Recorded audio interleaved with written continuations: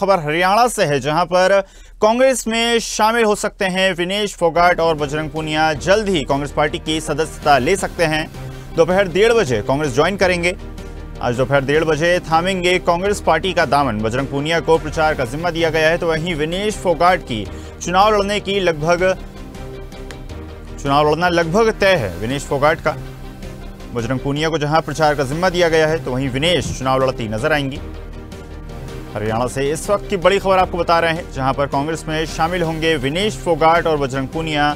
दोपहर 1:30 बजे कांग्रेस पार्टी का दामन थामेंगे, कांग्रेस पार्टी की ऑफिशियल मेंबरशिप लेंगे और आज कांग्रेस में शामिल होंगे 2 बड़े चेहरे। हरियाणा से इस वक्त की बड़ी खबर।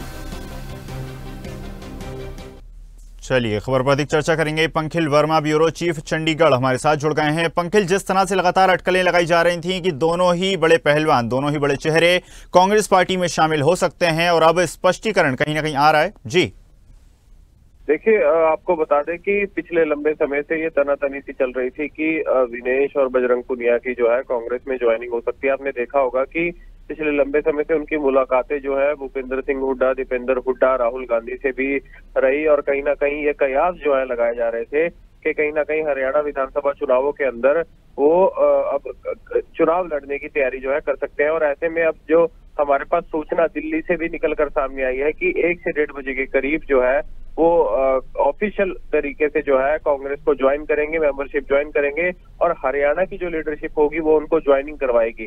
तो ऐसे में ये तो साफ साफ क्लियर है कि कहीं ना कहीं अब विधानसभा चुनावों को लेकर जो ये अटकलें थी वो क्लियर हो चुकी हैं कि इनको जो है चुनाव हरियाणा से ही लड़वाया जाएगा। और ऐसे में जो एक पहलवानी का फैक्टर जो है हरियाणा के अंदर चल रहा था, हाल ही में आपने देखा होगा कि विनेश के साथ जो हुआ, ऐसे में भाजपा ने पहले भी पिछले समय में पहलवानों को टिकटें दी, स्पोर्ट्समैन को टिकटें दी, पर आपने देखा होगा कि इस बार की जो लिस्ट जारी हुई है उसमें अभी तक भाजपा ने किसी भी स्पोर्ट्समैन या किसी भी पहलवान को टिकट नहीं दी। पर उस फैक्टर का फायदा अब कांग्रेस उठा रही है, और कहीं ना कहीं विधानसभा चुनावों के अंदर ये कांग्रेस को भी फायदा देने वाला है।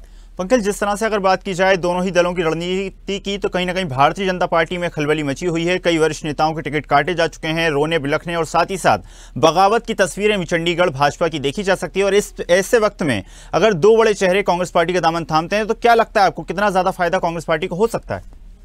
जी देखिए, हाल ही में जो भाजपा द्वारा लिस्ट जारी की गई है उस लिस्ट के अंदर अमूमन जो है पुराना मंत्रिमंडल और पुराने लोग नजर आए हैं। सिर्फ 6 लोग जो इसके अंदर आपको नए पाए मिलेंगे। ऐसे में भाजपा को जहां 10 साल की सरकार रही है वहां पे एंटी इनकम्पेंसी के चांस जो है ज्यादा बढ़ जाते थे। जो सर्वे के मुताबिक चीजें निकलकर सामने आई है, जो ग्राउंड रिपोर्ट बताती है कि काफी चेहरों को बदला जाना था और कई नए चेहरों को और भी मौका दिया जाना था, जिसमें से आपने देखा होगा कि स्पोर्ट्समैन भी मिसिंग है, पहलवान भी मिसिंग है, और इसी चीज का फायदा कांग्रेस ने उठाया। और अमूमन आपकी बात बिल्कुल सही है कि कांग्रेस इसका भरपूर फायदा जो है चुनावों में उठाने वाली है। जी बिल्कुल, कांग्रेस पार्टी भरपूर फायदा उठाने वाली है। अब कितना फायदा कांग्रेस पार्टी को होगा ये तो आने वाला वक्त ही बताएगा। फिलहाल आपका धन्यवाद जुड़ने के लिए और जानकारी साझा करने के लिए।